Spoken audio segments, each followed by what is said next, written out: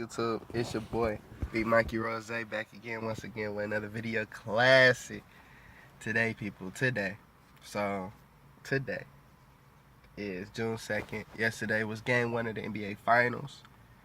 And, I mean, like I expected, you feel me? But let's not overreact to everyone, okay? I'm telling everybody that I'm a Warriors fan. I wanted the Warriors to win, but before KD got there, granted, you could kind of say I'm a bandwagon a little bit, but for real, me, I'm a fan of the game. You know what I'm saying? Me graduating in 2009, you know what I'm saying? Like, I was the kind of guy where I was primarily a Laker fan because I like Kobe.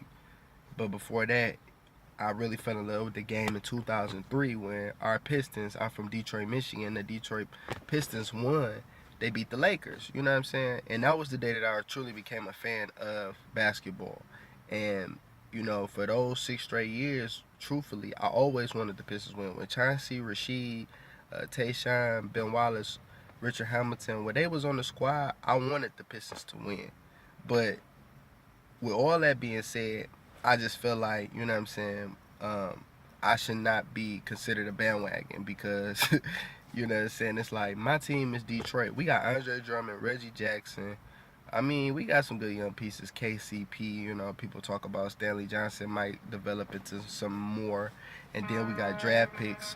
But it's like, we not competing for no championship. So for me to tell myself like, okay, well, you know what I'm saying, I can't like a team because my team is basically in limbo right now.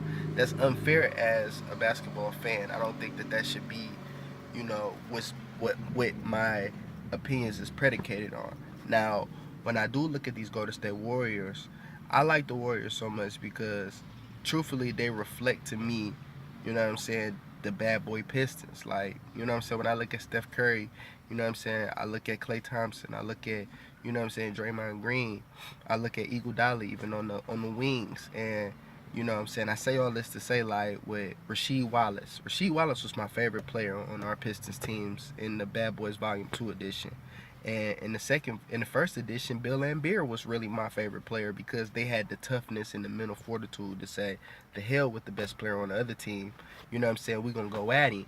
And for me, that's Draymond Green. Draymond Green to me is an incarnation of a Bill Laimbeer, of a Rasheed Wallace, you know what I'm saying? And Kevin Garnett even essentially because of the intensity and emotion that he plays with. So, I see that combination of skill and comparison in the players, and that's why I like Draymond Green. Like, Draymond Green to me really is my favorite player on the Warriors because of that fire he brings. When I look at Steph Curry, you can't tell me Steph Curry doesn't remind you, even if it's just off a nickname or just off one thing that they do. But Isaiah Thomas was a terrific ball handler. Steph Curry is a terrific ball handler. Chauncey Billups was known as Mr. Big Shot. Steph Curry hits, I mean, 3-pointers from everywhere. I mean, he might, to you, might not be clutch, but to me, he hits big shots. So I would consider Steph Curry a Mr. Big Shot. Now, the difference is in the game is, Chauncey Billups was a bigger point guard. He could back down. And he, other than that, he had the same mentality as Steph. He just didn't have the green light Steph had. And with Isaiah Thomas, he was a superstar player with fancy ball handling abilities, and he was a smaller guard. So that's why I compare him to Steph Curry as well. Not saying that their games were the same, but the players as the mentality of and some similarities in how they play. It's the same. And with Klay Thompson, Richard Hamilton was good off coming off screens and hitting jump shots. Same like Joe D, who was also a great defender, just like Klay Thompson. So I mean, I said enough. If you don't see what I see in these Pistons and Warriors, and that's kind of reason why I am a Warrior fan, because to me they embody those Piston teams that we had. And Oakland always been a fan of Detroit, and we a fan of Oakland, you know what I'm saying? And I just want to say that. Like, I like the Raiders in football, you know what I'm saying? Like, Oakland is the shit, really. Like, you feel me? And I'm pretty sure they'll say the same thing about the D. But with all that being said, you know what I'm saying? Basically, it was what I thought it was. You know what I'm saying? Like, KD came out, dropped 38, 8 and 8, no turnovers. He played great defense on LeBron. He made LeBron fall off a simple slip in. LeBron tried to, get him off the baseline, and that didn't work out well for him. You know what I'm saying? And this is going to continue to happen. You feel me? They have no answer for Kevin Durant. You can't tell me Richard Jefferson, Tristan Thompson, or any of those guys. I say Tristan Thompson probably be the only one to make it difficult. But the reason why this is a problem is because LeBron James in all the previous series against the Warriors, his matchup, think about it. The reason why Iguodala won Finals MVP is because Iguodala was checking LeBron James, and on the other end of the court, he was actually scoring buckets when he got inserted into that starting lineup against LeBron James. You look at last year, what happened? Harrison Barnes missed all those shots, and LeBron James was able to free roam and play help defense, which is why, if you really look at all the star plays that, you know what I'm saying, LeBron James really made in the series, like the block on Steph Curry. How is he blocking Steph Curry if he's supposed to be checking Harrison Barnes on the wing? You know what I'm saying? Like, some people usually got to think about that situation, and why is LeBron in that situation? Because Harrison Barnes was cold. Now, the backdrop to the whole situation is Klay Thompson is missing shots and Draymond Green missing shots, but uh, it, the way that they play it, and the fact that Klay Thompson's option in the offense is not as big as it used to be, and having a player like Kevin Durant who can go get you 40, and then having Steph Curry who can continually work on getting into the paint because you don't really need him struggling. So if you really think about it, predicating on the fact that Klay Thompson is struggling and Draymond, I think Draymond is going to be fine though because he's not really meant to score. He's kind of really meant to get everybody going.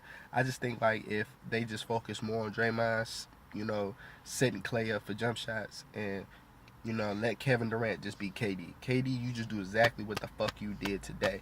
Because LeBron is the best player in the world, everybody. But if, like I said, I just gave you the example. In the first year, Iguodala made him work.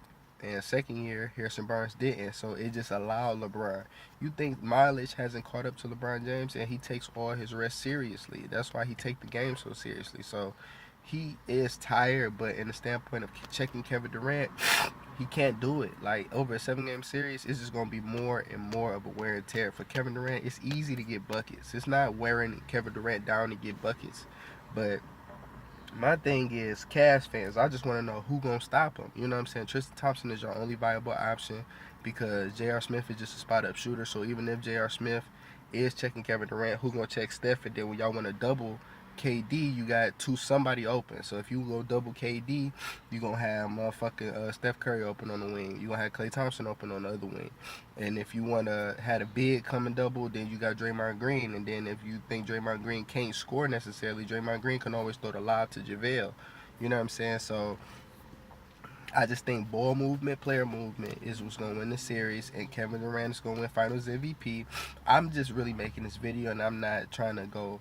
Like I said, I'm not overreacting. I took my time and I explained my origin and history, and I'm letting you know why the Warriors is going to win. But Kyrie Irving and LeBron James, the only way that they can win this series is if they do what they did last year. Like, they're going to have to score 40 points apiece from now on out because if they can score 82, think about it. Like, let's be serious. So, Steph and Kevin Durant, they combined to score 66 points, had 18 assists last night.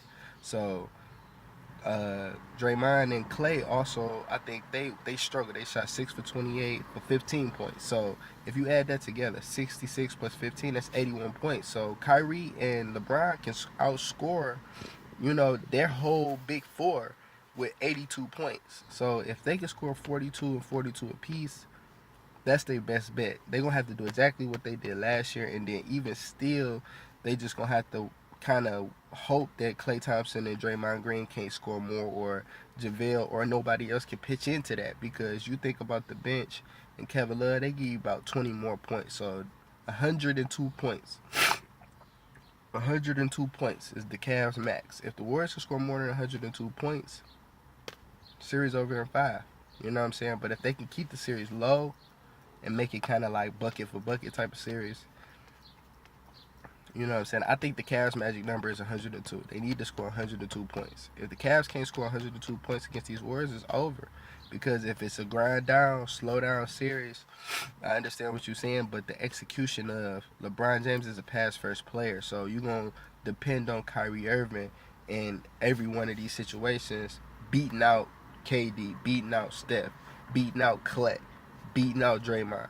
In the instance with the Cavs, it's just kind of like LeBron, Kyrie. When LeBron not moving, he got to get Kyrie moving. And if Kyrie missed the shot once, twice, three times, and they making theirs, it's gonna add up. So that's why I say the magic number for the Cavs is 102. If the Cavs can keep the scoring at 102, like not too high, like not 110, not 120, but 190 to 100 going into that final minute, they can win the series. But that's how slim their chances is. 3%. You know, like I said, Warriors at 5. Y'all know what it is. Holla at your boy. Like, comment, subscribe. Big Mikey Rose. Fuck with me, baby.